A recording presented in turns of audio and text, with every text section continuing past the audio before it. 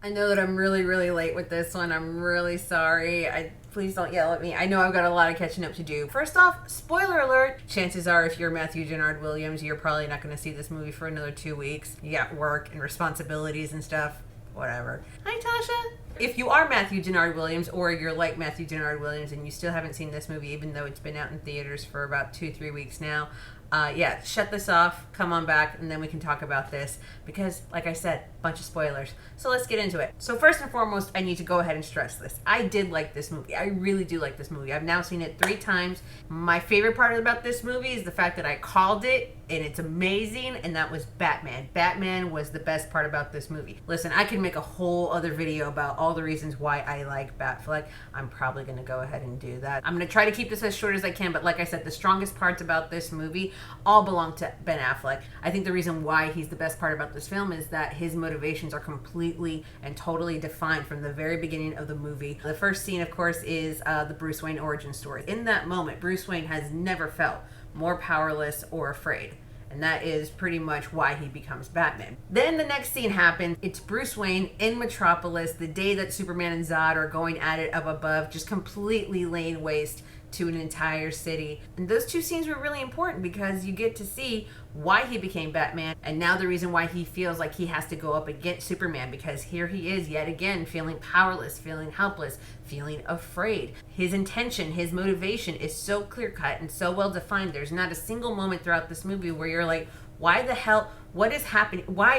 No, even the stupid dream sequences, I get why they're there, to kind of paint how traumatized and paranoid his mind really is. We really didn't need those, and yet they still made sense according to the motivations that they outlined at the very beginning of this movie. So it's forgiven. Gal Gadot as Wonder Woman, awesome, perfect. I love you in every single way. And the one thing that people really don't understand about Wonder Woman is that she's a warrior. She's basically Leonidas from 300 with superpowers. They give her the battle skirt, they give her the sword and the shield, they let her, completely throw herself into the battle without absolutely any kind of fear. I mean, let's face it, that fight is pretty much a Wonder Woman Doomsday fight. I know it's supposed to be like, oh, it's the Trinity coming together for the first time. No, Wonder Woman is Diana Ross.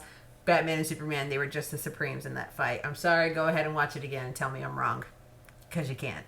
A lot of the criticism I've been seeing about this movie has been about Jesse Eisenberg. Everybody has just been sort of crying around about like, oh, I hated him. He's horrible. He's terrible. I just want to punch him in the face. Yeah, that's the point. I needed an antagonist. I need a villain who has an immense amount of rage and malice. Someone who would go so far as to put a bomb in the wheelchair that he is gifted to a paralyzed man. I need somebody that fucking evil. I know that we live in this time where we want our villains to be likable, to be justified, to be sympathetic. I don't need that. And sometimes I really don't want that, okay? I really don't. Sometimes I just need a good old-fashioned villain. But also someone that I find believable. There's some dropped lines here and there about how his father was abusive. He grew up knowing that God wasn't real, and that since Superman is the humanoid embodiment of God, then he is now Lex's enemy. Okay, that's a lot to kind of like get through. That's a lot of cogs that have to be turned. And here's the thing, you already have a character that was so solidly set up in the way of Batman, where we understood where he was coming from, we understood why he was doing the things that he was doing. So when your other characters, literally everybody else in this movie, doesn't have that, yeah, that's a problem. It's an especially huge problem when you consider that one of the characters that just has zero to little to just a confusing array of motivations is Superman. The dude is on the marquee. And yeah, Superman is so not a character in this movie. He's a plot device. Every time he shows up, it's just so that way the other characters can either just be like, I'm really glad that you showed up, or you're getting pissed off and mad because how dare Superman actually step in and save people? How dare you, sir, save people from floods and save the Russian cosmonauts while their rocket ship is blowing up? And how dare you, sir? Like, what? Okay, and then how does Superman feel about all that? I I'm not really sure, because in one scene he's like, I don't care what they're saying. I just don't really care. And then later on, he's sitting there watching the same people sit on TV talking about like, oh, well, he should have did this, or maybe he shouldn't have done that. And then he feels guilty. And then it's like, wait, why? And maybe it's to sort of illustrate like, oh, he's a really nice guy. He wants people to like him. He wants people to understand him and to know that he's just a really nice guy who's going to go out there and do the best that he can. What? Why? I don't get it. Admittedly, it's because I'm a narcissist. Everything is so damn flimsy. For example, the scene where Superman goes to the Capitol in order to... Why? To hear people pretty much berate him. But he shows up and the whole room goes up in flames. And then he goes to Lois. He's talking about living up to his father's dream. All right, was it your space dad, Russell Crowe, or was it your farm dad, Kevin Costner? And then he's like, well, Superman was just the dream of a farmer from Kansas. I'm like, well, are you talking about yourself? Because you're technically a farmer from Kansas. Is that your dad's dream that he thought? Because, I mean, when we talked to him, this is also the dude that said that it might have been a good idea to let a bus full of children drown in order to keep your powers a secret. So I'm not exactly sure who you're talking about. If we're going to talk about motivations and how I just didn't understand what was happening, let's talk about Holly Hunter's character. Because again, to talk about what the guys on the other side of the street are doing, Marvel, Civil War, we understand that the government wants to pretty much regulate superheroes. Okay, I get it. There is an end goal somewhere. So going back over to this movie, so when Senator June is like having these hearings, what is the end goal of that? What is the point? Is it pretty much just to disavow Superman and his actions? Hell, you could use a fucking Twitter account and just be like, Superman sucks. Hashtag Batman Forever. Is it to find him responsible for these actions and then put him on trial? Put him on trial? Put him on... For what? To what? To then incarcerate him? Really? Superman? And oh my god, Lois fucking Lane. Oh my god, Lois. What is happening? Girl, you're supposed to be a Pulitzer Prize winning reporter, as you're so wont to point out to people in order to prove how smart you are, and yet you can't figure out when you're just blindly wandering in from trap to other trap and then yet another trap. Talking about plot devices, the girl's just there to be bait. That's all she is, and that's horrible because both the character and Amy Adams is better than that. And it all starts from the very first scene with her. They put her in the middle of this desert so that way she can interview a warlord / terrorist. First off, we don't care. What does that have to do with the previous movie? It doesn't. In a perfect movie, in a better movie, maybe Lois Lane should have just been investigating the contracts that LexCorp and Wayne Industries would have had in order to analyze the alien tech left behind. Why could that not have been the way to connect her to all these different characters? Does she ever come into contact with Bruce Wayne? Nope.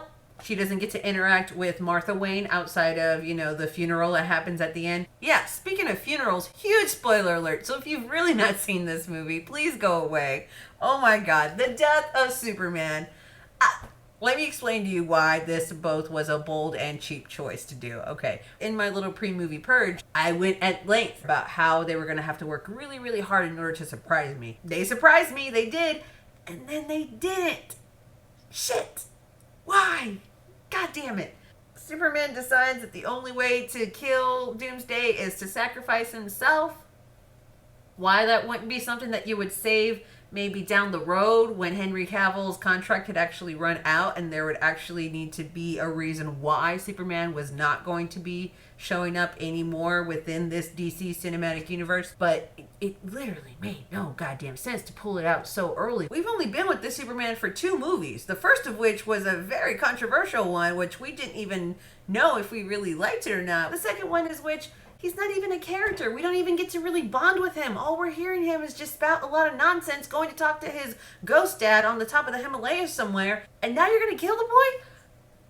I know I should be horrified. I know I should be just absolutely like, wait, is this happening? This isn't fucking happening. It can't be fucking happening. You can't kill Superman. That's just not a thing that you do.